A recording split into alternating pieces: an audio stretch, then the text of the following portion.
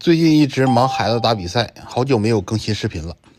今天朋友送来了2个这种打蛋和和面的这种机器，2个机器问题完全不一样。第一个问题就是白色的这个线断了，我把线剥皮，重新给它焊接上。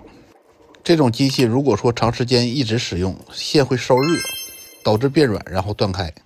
焊接完以后，我想着一定没问题了，插上以后打开，哎，没反应。然后我又重新按照线路的走向，用万用表测试了一下，电流，都有电呢，怎么回事呢？就弄不明白了。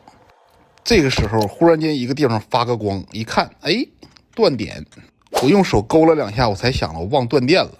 随后上焊锡给它修复，将它通电测试，功能已经恢复，通电正常，摇杆正常，电压正常，波段频率正常。准备发射。第2台的问题就比较复杂了，线板烧了，电线也都烧黑了，最后连启动电容都烧了。可想而知它经历了什么呀？多少次的跌倒再起来工作再跌倒。这台机器应该算是功臣了，因为它用于商业，基本上全天都在工作。心疼你5秒钟，满血复活，继续工作。